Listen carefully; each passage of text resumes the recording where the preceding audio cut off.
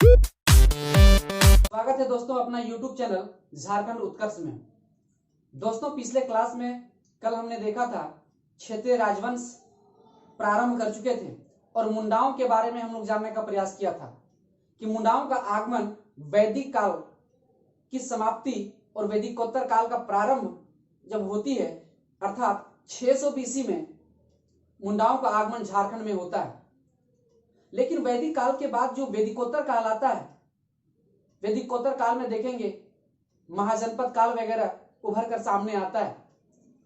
बौद्ध धर्म, जैन धर्म, अजात शत्रु, आप देखेंगे बौद्ध, बिंबिसार, इन शासकों का आगमन होता है। उस कालखंड फिर वैदिकोत्तर काल के बाद मौर्य काल आता है। इस मौर्य काल में हमारा देश एकत्रित रहता है, केंद्रीकृत शासन चलता है। लेकिन ठीक मौर्य काल के बाद मौर्योत्तर काल जैसे ही आता है, सत्ता विकेंद्रीकृत हो जाता है, क्षेत्रीय राजाओं के हाथों में सत्ता चली जाती है और क्षेत्रीय स्तर पर अपना राज्य का निर्माण कर लेते हैं। इसी क्रम में मौर्योत्तर काल में ही नागवंश का आगमन होता है। अब नागवंश की स्थापना किस परिस्थिति में होता है, इसे आप समझिए जरा। इसको समझाने का हम प्रयास करते हैं, आप समझेंगे। थोड़ा सा बेसिक से हम लोग चलते हैं कि नागवंश की स्थापना कैसे होती है। तो नागवंश की बात हम जब करें तो आप देखे होंगे पिछले क्लास में लोग पढ़े थे, मुंडाओं का जो नेता था रीता मुंडा या रीसा मुंडा। ये जो रीसा मुंडा साहब थे, इन्होंने अपना उत्तराधिकारी जो जिन्हें नियुक्त किया था वह था सुतिया पाहन। सुतिया पाहन को नियुक्त किए थे। इसी सुतिया पाहन के नेतृत्व में एक राज्य का निर्माण किया सुतिया पाहन साहब, जिसका नाम हुआ सुतिया नागखंड। सुतिया नागखंड। जैसे सुतिया नागखंड क्या हुआ, ये सुतिया नागखंड राज्य की स्थापना की। ये मुंडाओं का राज्य था, झारखंड में चल रहा था। और जब इसके जो अंतिम राजा थे सुतिया पाहन के बाद हम लोग देखेंगे अंतिम जो राजा हुए मदरा मुंडा माना जाता है। मदरा मुंडा साहब, ये मदरा मुंडा अंतिम मुंडा शासक थे। मुंडा शासक, अंतिम मुंडा शासक। आप थोड़ा सा हम रिवाइज कर रहे हैं। अंतिम मुंडा शासक जो थे वो कौन थे? मदरा मुंडा। मुंडाओं का अंतिम नेता थे मदरा मुंडा और मुंडाओं का जो प्रथम नेता थे वह थे रीसा मुंडा। ठीक है। अब क्या हुआ कि एक छोटी सी घटना घटती है कि एक बनारस से होते हुए तीर्थ स्थल की ओर जा रहे थे। पुंडरीक नाम का एक व्यक्ति जो थे वह बनारस की ओर वह जा रहे थे। पुंडरीकनाथ नाम था उस व्यक्ति का और वह तीर्थ स्थल की ओर जा रहे थे।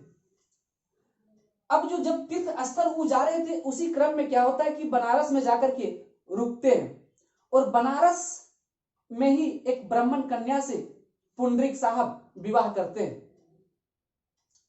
और जब पुंडरीक साहब उस महिला से, उस वाराणसी कन्या से, वाराणसी ब्राह्मण कन्या से जब विवाह करते हैं तो कुछ दिनों के बाद क्या होता है कि एक पुत्र की प्राप्ति होती है। यह जो है झारखंड होते हुए ये सीधे कहां जाते हैं? तीर्थ स्थल की ओर जाते हैं। सीधे तीर्थ स्थल की ओर ये जाते हैं। और इसी बीच में क्या होता है कि बच्चा का जन्म होता है। कहां? तो सुतियांबे में। उस जगह का नाम था सुतियांबे। लेकिन बच्चा का जन्म होते ही उसकी मां की मृत्यु हो जाती है। इसी बीच में क्या होता है कि उस बच्चा का जो लालन पालन करता है वह करते हैं मुंडाओं का अंतिम नेता अर्थात मदरा मुंडा साहब। उस बच्चा को पालते हैं और उसे इस प्रकार से प्रशिक्षण देते हैं।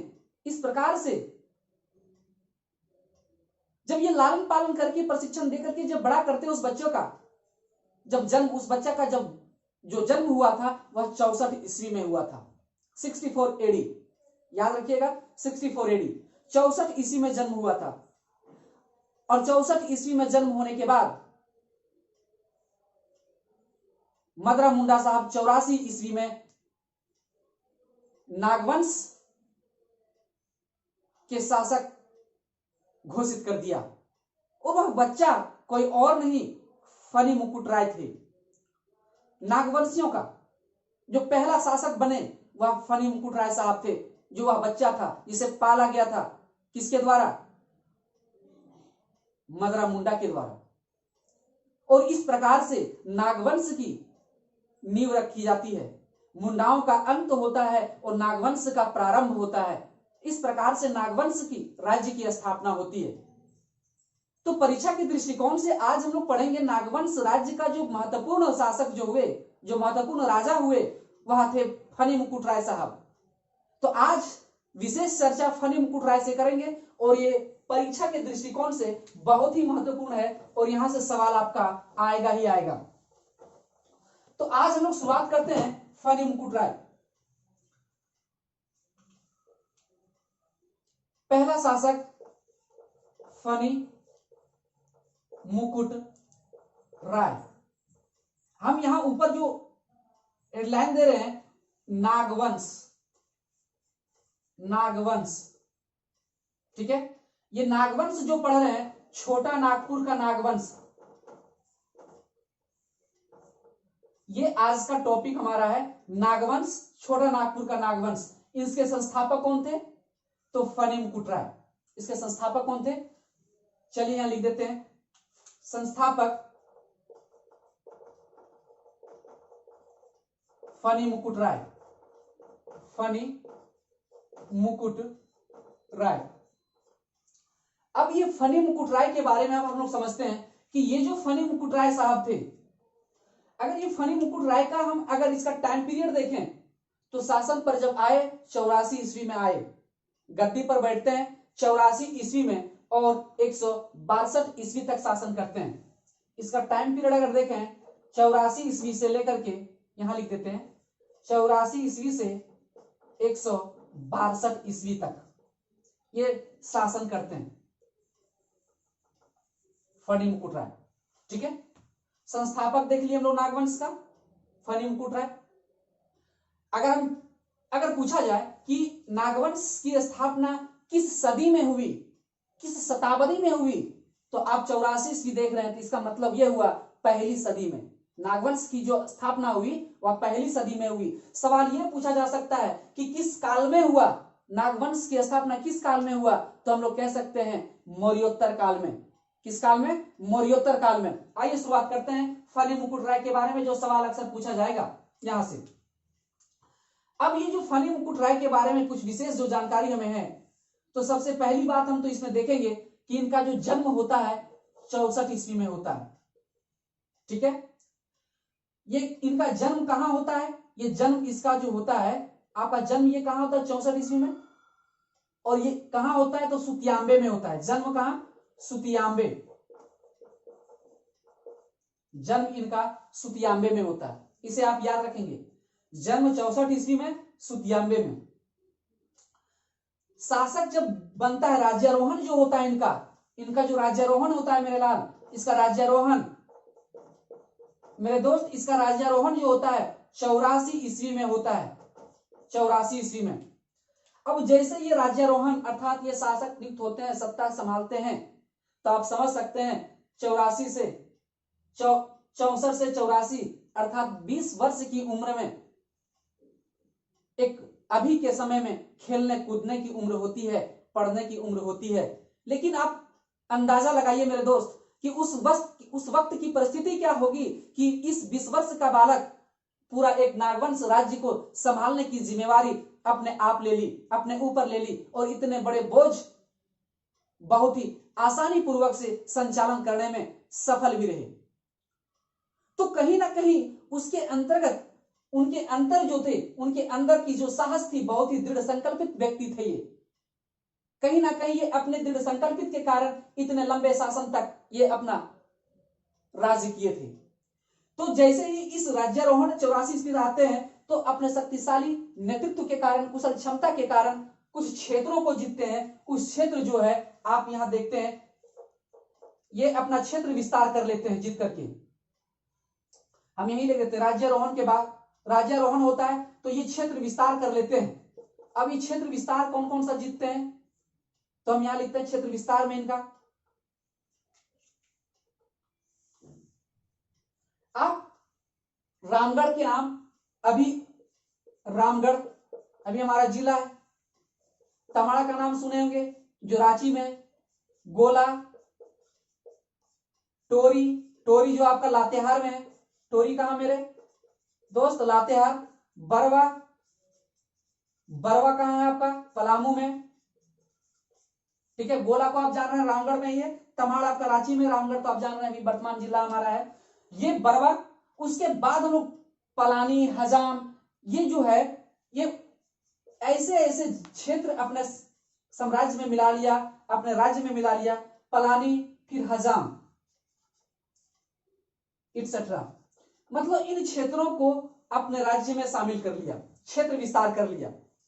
तो सोचिए कि सत्ता पर आते ही इन क्षेत्रों को अपने राज्य में शामिल कर लिया, जीत लिया, इन क्षेत्रों पर कब्जा कर लिया। धीरे धीरे इनकी साहस जो है बढ़ती चली जाती है। अब क्या कि यहां से फनी मुकुट राय से क्या होता है, और इसका जो नेक्स्ट सवाल बन सकता है, यहां इनके जो पिता का नाम है, पिता जो थे, हम उनके पिता पुंडरीक नाग थे। कौन थे, पुंडरीक नाग, इनके पिता पुंडरीक नाग थे, पुंडरीक नाग, ठीक है, पुंडरीक नाग। माता कौन थी, वाराणसी की ब्राह्मण कन्या कौन थी, पार्वती, वाराणसी की ब्राह्मण कन्या पार्वती, ठीक है। मतलब अगर फनी मुकुट राय की माता का नाम अगर पूछा जाए आपसे तो पार्वती थी, और उनके पिता का नाम अगर पूछा जाए तो पुंडरीक नाग साहब थे, ठीक है। ये तीर्थ स्थल जा रहे थे। इनकी फनी मुकुट राय के बारे में आप मौर्योत्तर काल आप जब पढ़ेंगे, प्लेलिस्ट में मौर्योत्तर काल का डाला हुआ है, आप उसे देखेंगे तो वहां फनी मुकुट राय के बारे में विशेष चर्चा कर दी गई है। यहां हम फनी मुकुट राय के बारे में केवल जो एग्जामिनेशन के दृष्टिकोण से जो आने की संभावना है, उन तमाम सवालों का बात हम इसमें करेंगे। पिता का नाम पुंडरीक नाग हो गया, माता का नाम पार्वती हो गया। अब जो है फनी मुकुट राय साहब जिस क्षेत्र में, जिस जगह में जन्मे, इनकी सौभाग्य थी, ऐसा एक संयोग था कि जिस जगह पर वह जन्मे उसे क्षेत्र को राजधानी बनाने का उन्हें एक मौका मिला। तो इसका मतलब आप समझ पा रहे होंगे कि उनका जन्म जो हुआ था कहां हुआ था, सुतियाम्बे में। इसका मतलब हुआ कि राजधानी वो बनाए, किसको बनाए, सुतियाम्बे को। तो अपनी राजधानी जो बनाए, राजधानी जो अपनी बनाए वो सुतियाम्बे को बनाए, सुतियाम्बे को। इसे याद रखेंगे, राजधानी पूछा जाएगा कि फनी मुकुट राय ने अपनी राजधानी कहां बनाई थी, तो सुतियाम्बे में। कहां, सुतियाम्बे में। तो ये जो है सुतियाम्बे में। अब जैसे ही राजधानी बनाई तो अपनी राजधानी में ही एक मंदिर का निर्माण कराते हैं, और उस मंदिर का नाम है सूर्य मंदिर। यही इसी सुतियाम्बे में देखेंगे कि सूर्य मंदिर का निर्माण होता है। इसी सुतियाम्बे में सूर्य मंदिर का निर्माण करते हैं, सूर्य मंदिर का निर्माण हम यहां लिख दे रहे हैं, सूर्य मंदिर का निर्माण। आपसे सवाल पूछा जाएगा कि सूर्य मंदिर का निर्माण फनी मुकुट राय ने कहां की थी, तो सुतियाम्बे में की थी। सवाल समझ पा रहे हैं आप? तो ये आप समझ पा रहे हो कि सूर्य मंदिर का जो निर्माण किया गया वो कहां किया गया, राजधानी में किया गया। राजधानी कहां थी, सुतियाम्बे में थी। यहां तक आप समझ पा रहे होंगे, यहां तक आप समझ गए होंगे, उम्मीद है।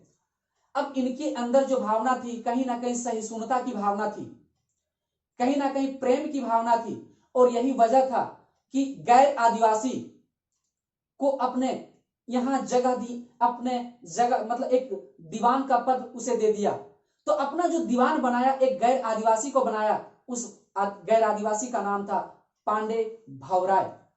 तो यहां जो अपना जो दीवान बनाया, दीवान जिसे दीवान नियुक्त किया, वह दीवान किसे नियुक्त किया, तो पांडे भावराय, किसे?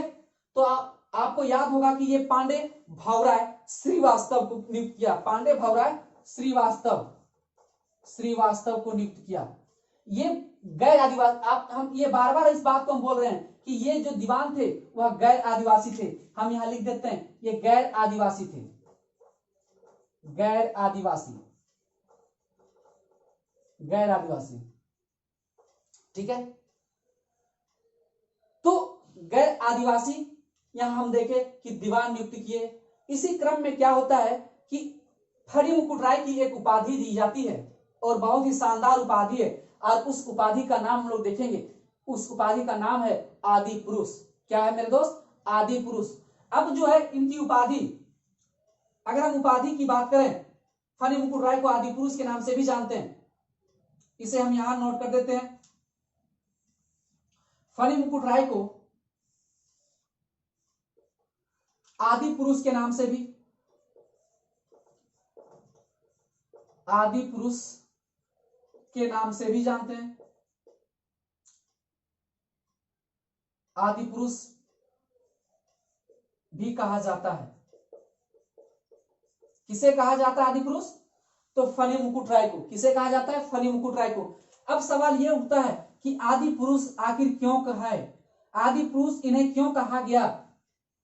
तो आदि पुरुष इसलिए इस व्यक्ति को कहा गया। आदि पुरुष उसे कहते हैं जिससे किसी वंश की शुरुआत हो, जिसने किसी वंश की स्थापना की हो, जिसने किसी सृष्टि की निर्माण की हो। आप जान रहे हैं, एग्जाम्पल से देखा जाए तो इन्होंने जो नागवंश की जो राय नींव रखी थी, तो फणी मुकुट राय नहीं रखी थी। इसका मतलब हम क्या है कि वह व्यक्ति जिससे कोई वंश का शुरुआत हुआ हो, वह व्यक्ति जिससे किसी वंश का शुरुआत हुआ हो, उसको हम लोग आदि पुरुष कहेंगे। इसका मतलब हुआ क्या चंद्रगुप्त मौर्य को हम लोग आदि पुरुष नहीं कह सकते? बिल्कुल कह सकते हैं।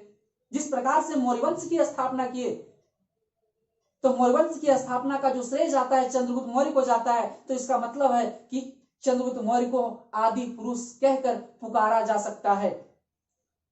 हमने परिभाषा में बताया कि वह व्यक्ति जिसने किसी वंश की स्थापना की हो, जिससे किसी वंश की स्थापना की गई हो, या जिसने किसी वंश की शुरुआत की हो, उसे ही आदि पुरुष कहते हैं।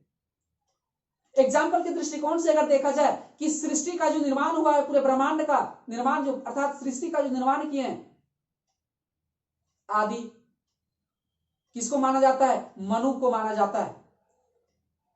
सृष्टि को जो निर्माण किए, सृष्टि का जो निर्माण माना जाता है, सृष्टि की जो शुरुआत मानी जाती है, मनु से मानी जाती है। इसलिए अगर हम कहा जाए तो मनु को भी हम आदि पुरुष के नाम से कह सकते हैं। ठीक उसी प्रकार ये फणी मुकुट राय को आदि पुरुष के नाम से भी पुकारा गया, क्योंकि नागवंश की नींव रखी थी। उम्मीद है कि आप समझ गए होंगे। अब यहां एक बात यहां समझ में आएगा कि इसके नागवंश के पूरब में अब इनका एक विवाह होता है। तो नागवंश, यहां हम एक मैप बना देते हैं। सपोज कीजिए कि ये नागवंश है, नागवंश राज्य है सेंटर में। इस नागवंश राज्य के उत्तर में हम यहां लिख दे रहे हैं, ये दक्षिण मान लेते हैं। अभी के हिसाब से हम लोग देखते हैं, ये पूरब हो गया, ये पश्चिम हो गया। नोट कर देते हैं, ये पूरब, उत्तर दिशा हो गया आपका, पश्चिम दिशा हो गया, और ये दक्षिण दिशा। तो फणी मुकुट राय साहब ने जो विवाह किए थे, तो इस नागवंश राज्य के पूरब में एक क्षेत्र था। इस नागवंश राज्य के पूरब में एक क्षेत्र था, एक राज्य था। उस राज्य का नाम था पंचेत राज्य। कौन था? पंचेत राज्य।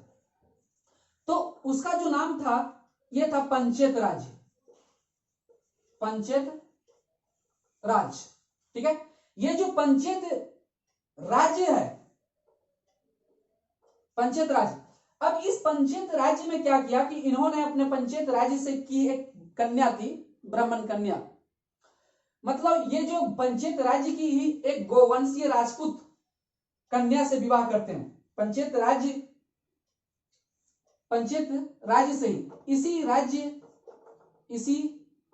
राज्य की गोवंशीय राजपूत कन्या से विवाह करते हैं। फनी मुकुटराय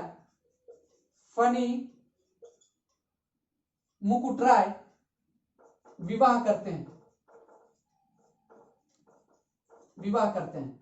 समझिएगा, हम यहां जो फनी मुकुटराय साहब विवाह कर रहे हैं, कौन कर रहे हैं? फनी मुकुटराय ये विवाह कर रहे हैं। कहां की लड़की थी?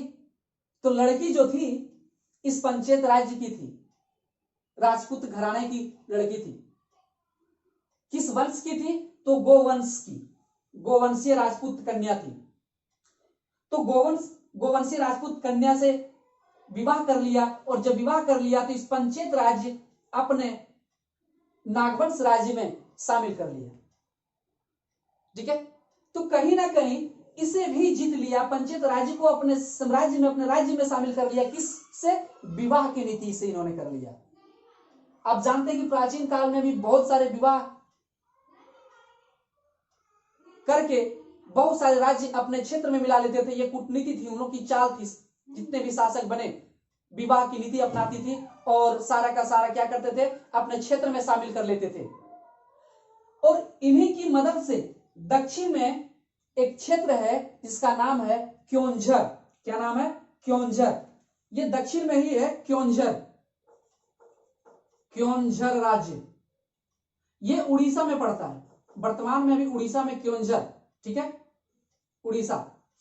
ये जो क्योंझर है, ये क्योंझर राज्य इन्हीं की मदद से, इसी पंचेत राज्य की मदद से इस क्योंझर राज्य को भी अपने क्षेत्र में शामिल कर लिया, अपने नागवंश राज्य में मिला लिया। इससे किनसे? इससे इन्हीं के मदद से क्या कर लिया? क्योंझर राज्य को भी नागवंश राज्य में शामिल कर लिया।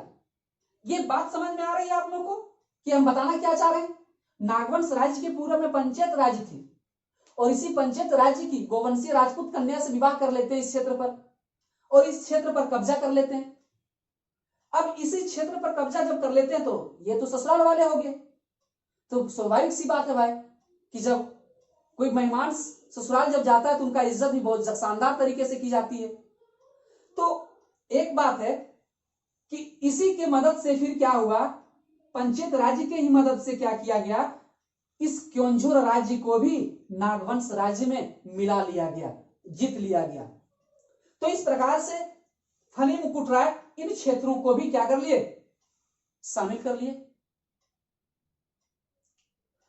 अब जो है कि इस फनी मुकुटराय ने क्या कर दिया इन्होंने कि पूरा साम्राज्य को, पूरा वंश को चलाने के लिए 66 परगनों में डिवाइड कर दिए। कितने परगने? 66। इसे याद रखेंगे आप। ये जो है इन्हें चलाने के लिए, अपना क्षेत्र को चलाने के लिए नागवंश 66 परगनों में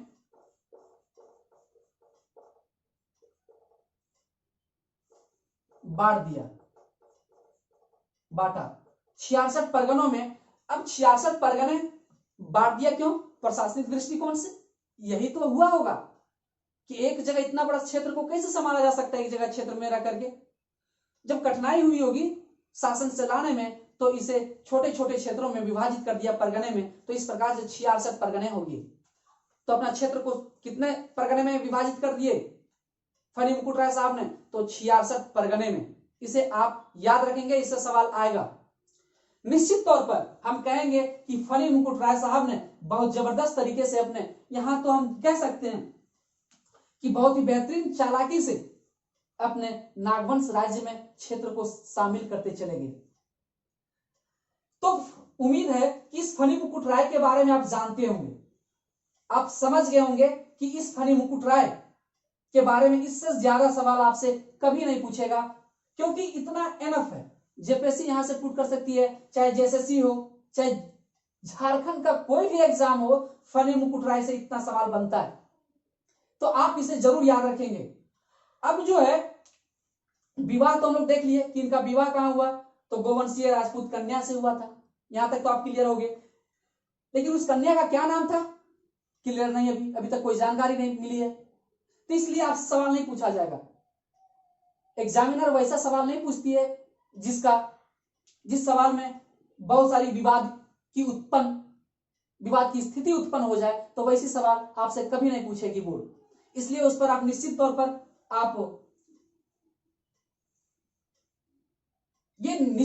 पर आप इसे याद कर लेंगे, फनी मुकुट राय को।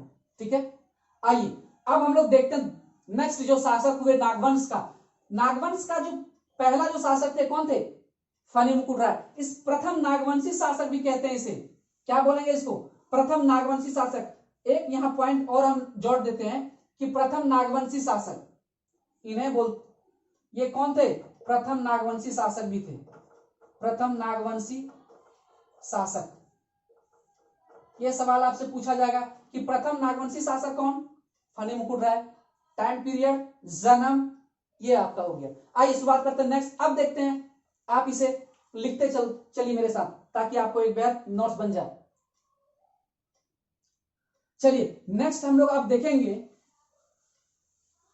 अब जो दूसरा अब देखेंगे, इसमें जो है नागवंश में अगर देखा जाए तो शासकों का एक लंबा लिस्ट है मेरे लाल। शासकों का एक बहुत, हमको लगता है 50+ शासक यहाँ नागवंश में हैं। उन 50 को याद रखने की जरूरत नहीं है, आवश्यकता भी नहीं है।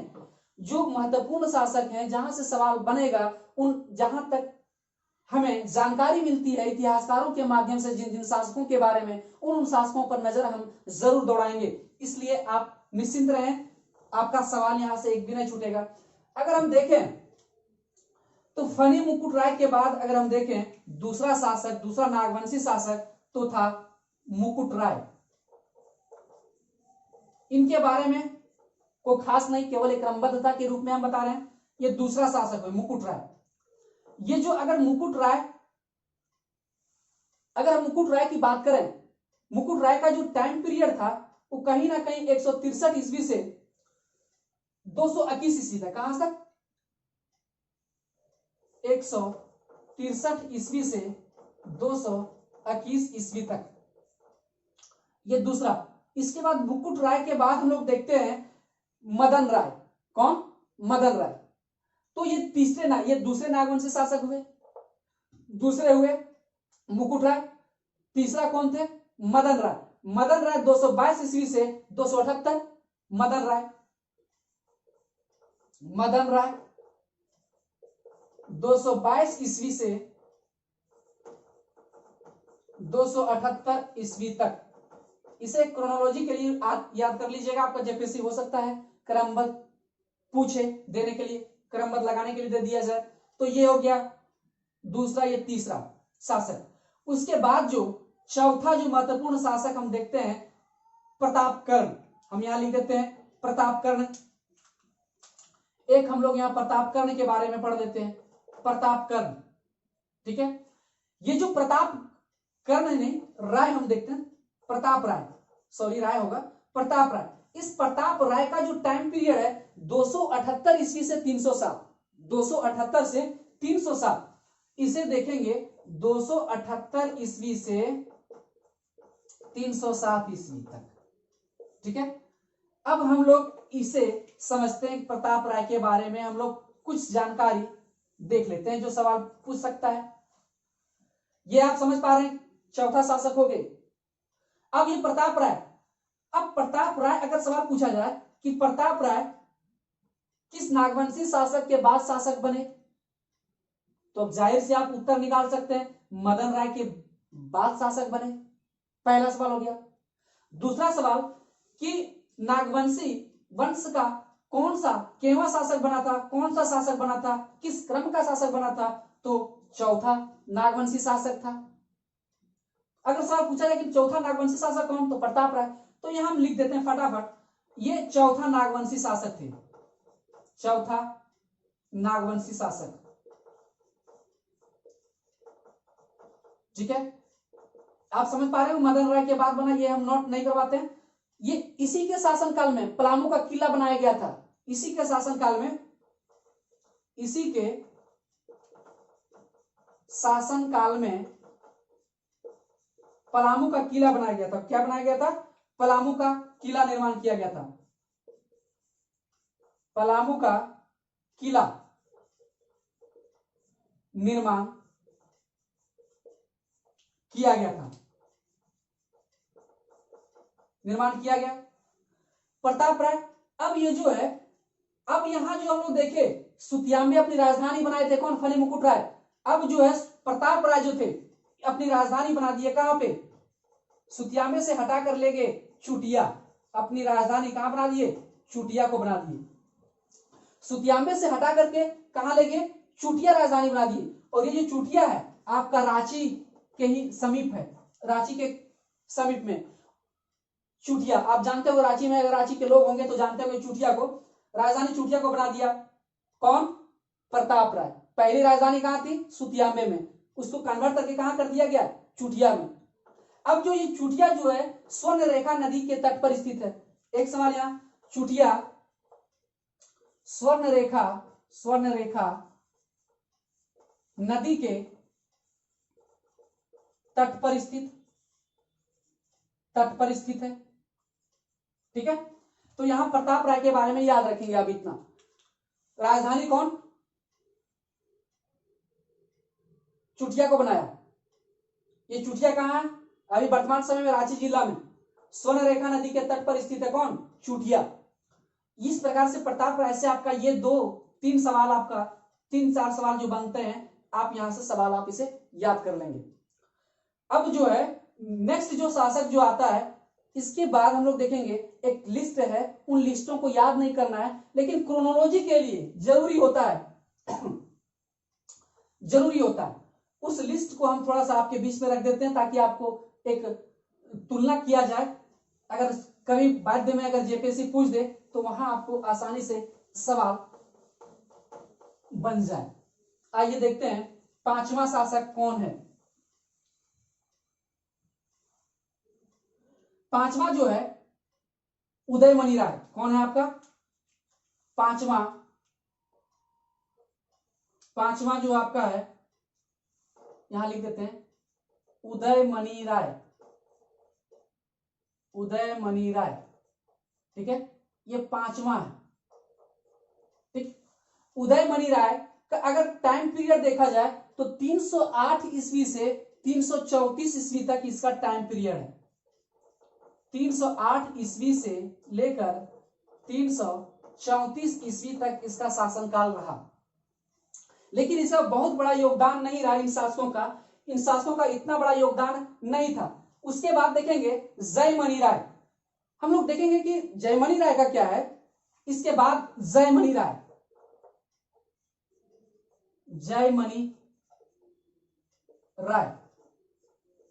अब इस जयमणि राय का जो है 335 से हम लोग देखेंगे 365 ईस्वी तक, 335 ईस्वी से 365 ईस्वी तक इसका शासनकाल रहा। तो इन शासन कालों को याद रखने का एक बहुत ही इस प्रकार से हम लोग याद रखेंगे। जयमणि के बाद हम लोग देखेंगे श्रीमणि राय। कौन? श्रीमणि राय। फिर फनी राय, यहेंद्र राय। आइए नेक्स्ट हम लोग देखते हैं। उसके बाद नेक्स्ट हम लोग देखेंगे श्रीमणि राय।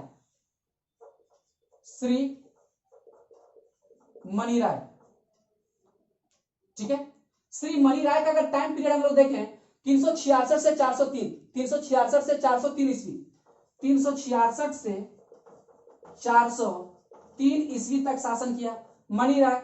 श्री फनी राय को देखेंगे,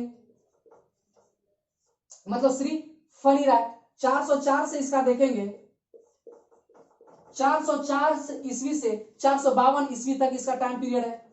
452 ईस्वी तक इसका टाइम पीरियड है। श्री फनी राय के बाद हम लोग देखेंगे यहींद्र राय, जयेंद्र राय, यहींद्र राय का अगर हम देखा जाए 453 से 476, कौन सा? 453 ईस्वी से 476 ईस्वी तक हम लोग देखें यहींद्र राय जो है इनका शासन का। अब यहींद्र राय के बाद जो अगला शासक बनते हैं जयेंद्र राय। कौन बनते हैं?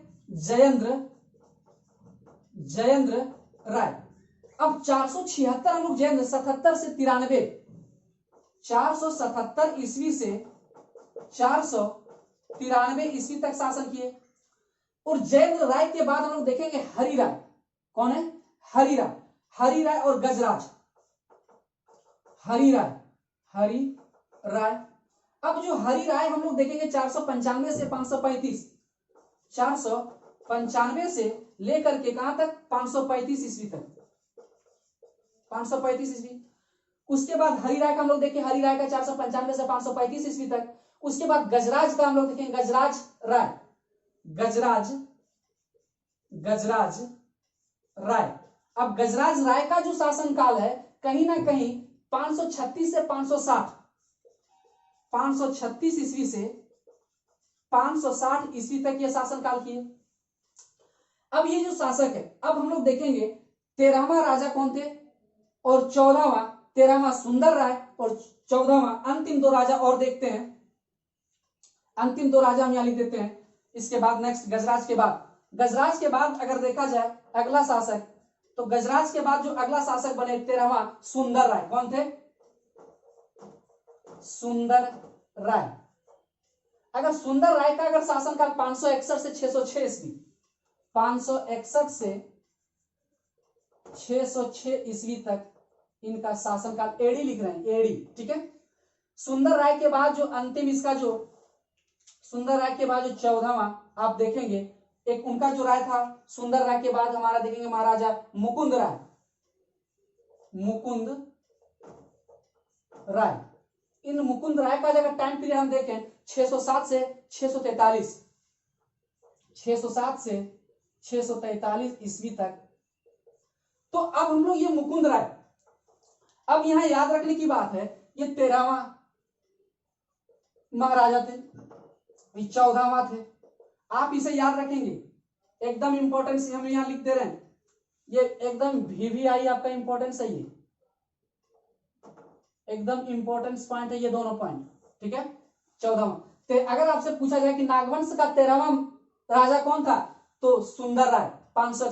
14वां कौन था? मुकुंद राय। 14वां कौन था? मुकुंद राय। अब यहां 5वां था, ये आप देख लेंगे, 5वां था, ये 6ठा, 7वां, 8वां, 9वां, 10वां, 11वां, 12वां, ठीक है, 12वां। तो ये क्रम आप 14 तक ही याद रखिएगा, उसको उसके ज्यादा आपको याद रखने की आवश्यकता नहीं है, लेकिन इन लास्ट अंतिम 13 और 14वां को जरूर याद रखिएगा, सुंदर राय और मुकुंद राय को। इसलिए अब टाइम पीरियड देना ताकि आपको समझ में आए किस कालखंड में है, मौर्य काल में है कि मौर्योत्तर काल में है कि गुप्तोत्तर काल में है। तो आप देखेंगे ये जो टाइम दोनों निकलेगा गुप्तोत्तर काल में आ जाएंगे।